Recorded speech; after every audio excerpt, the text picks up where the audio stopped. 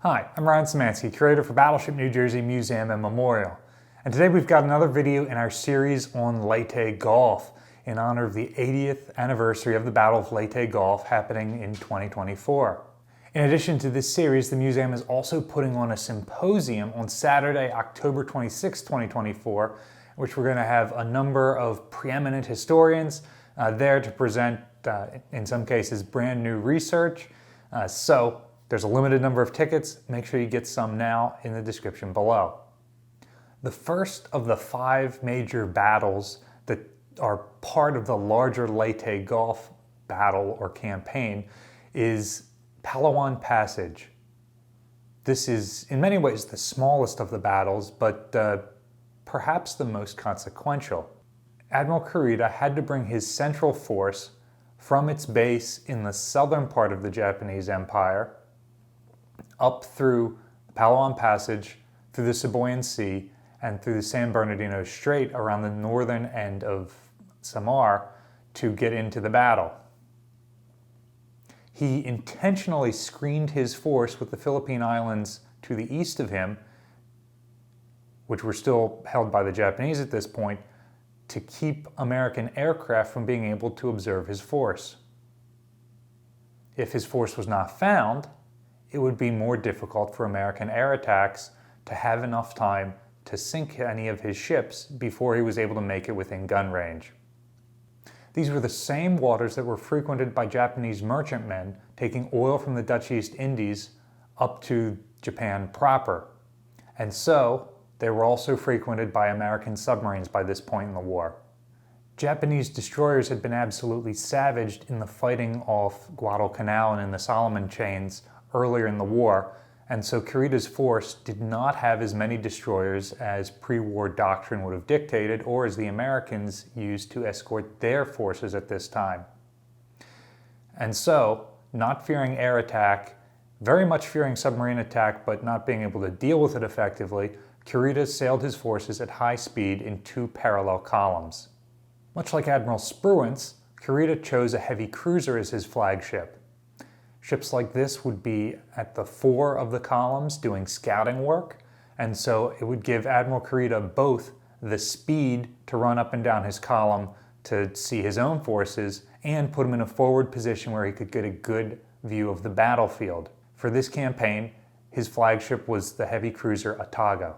It's often reported that the 2 American submarines in the area were part of a screen looking for the Japanese warships. In fact, they were in the area hunting merchantmen, and I'm not aware of any screening force that the American Navy put out in submarines, which would have been something that they would have done earlier in the war. It's something that happens during the Midway campaign.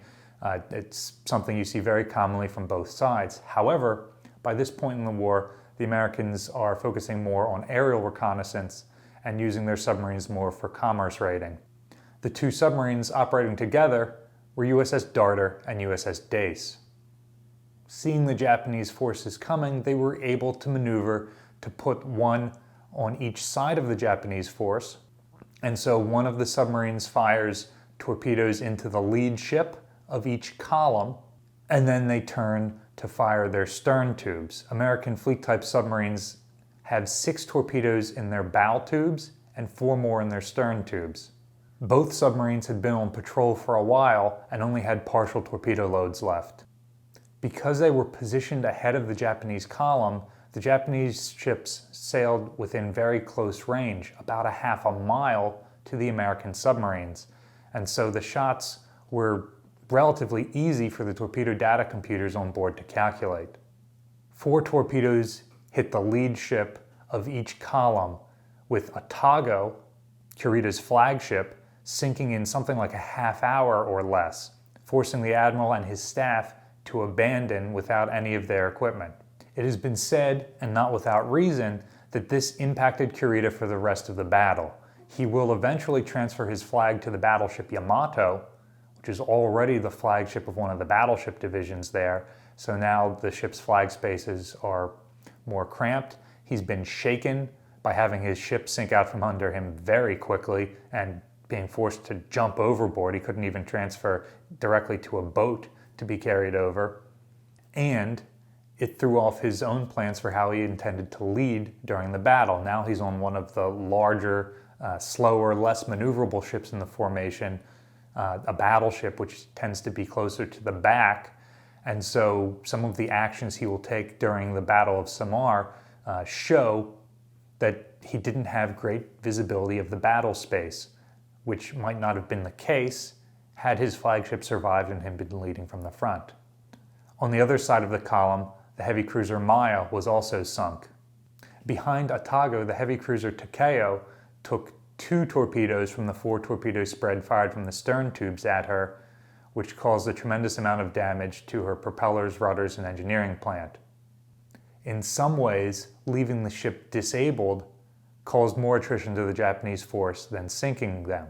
The loss of Otago and Maya certainly hurt the Japanese forces, but having Takeo damaged forced Kurita to dispatch 2 of his precious few destroyers to escort her to Singapore. Because of her damaged engineering, Takeo was retreating at relatively low speed. However, Japanese aircraft were on their way to help escort her in addition to the 2 destroyers. The American submarines had to stay underwater for a long time after their torpedo strikes, with some of the Japanese destroyers sticking around to keep them pinned down until the rest of the force could evacuate the battle area.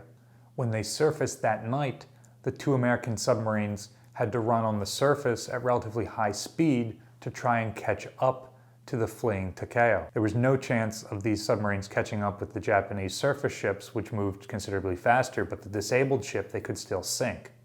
The problem was, having been maneuvering underwater for most of the day, and now having surfaced to a cloudy night, they had to navigate under dead reckoning. They didn't have exact fixes of their positions.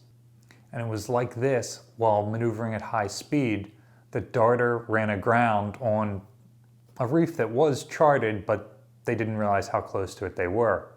Because of the high speed, she ran herself really far up onto the reef, and you can see from pictures that she is practically entirely out of the water, including her propellers. Abandoning the chase, Dace came over to try and tow Darter off of the reef. Maneuvering around a reef is far from easy, but the American submarine was able to do it, although the towing efforts went nowhere because of how stuck the submarine was. At the same time, the crew of Darter was destroying their sophisticated equipment that they didn't want to fall into enemy hands. This included burning code books and taking sledgehammers or fire axes to electronic equipment like radios and radars. Finally, fleet-type submarines were equipped with 50-pound scuttling charges made out of plastic explosives that they could use to disable the vessel. This was kind of a unique situation because these submarines were expected to be lost in deep water where it would be hard for them to be salvaged. But Darter, a state-of-the-art American submarine, was now high and dry and quite visible. When all efforts to get the submarine off of the reef, especially under the cover of darkness, had failed, the crew was abandoned to Dace, which means that the fleet-type submarine, normally designed to hold about 70 to 80 sailors, now had somewhere between 150 and 160 on board. With dawn rapidly approaching, Dace first tried to destroy Darter using torpedoes. She fired her last 4 torpedoes, all of which exploded against the reef instead of destroying the submarine. And so she was forced to remain on the surface and use her deck gun to fire multiple shots into the submarine. Now, this attracted the Japanese warship still in the area, and with dawn approaching, Japanese search planes were on their way. One found the American submarines. Dace, even with a full gun crew on deck and very crowded below, dove to avoid it, but fortunately the airplane, seeing a submarine on the surface, Darter in this case, hard aground on the reef, unbeknownst to the aircraft, that is the target that she chose, and so that aircraft bombed Darter, further helping with the destruction. Other American submarines would be dispatched to the area in the future to help bombard the wreck, and the Japanese would not attempt to salvage her. The combined crews of Darter and Dace spent over a week sailing back to their home port in Australia and very rapidly eating through the rations that were on board the submarine. By the time they made it back, they were down to cream of mushroom soup and peanut butter. At least they didn't have to eat any more Spam or powdered eggs.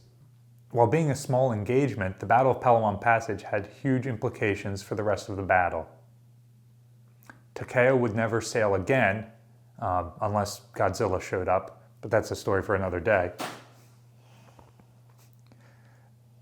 And 2 other heavy cruisers had been sunk. Singapore just didn't have the facilities to repair Takeo, and so she was out of the war except as a stationary anti-aircraft battery. Not that there would have been much oil for her if she had survived intact.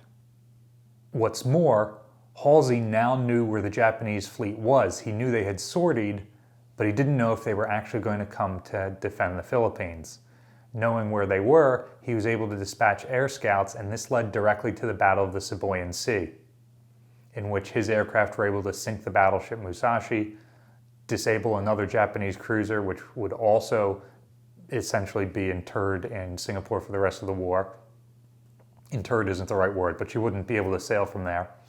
And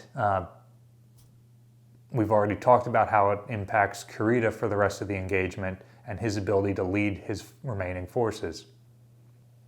In future videos, we'll discuss the other engagements that make up the Battle of Leyte Gulf.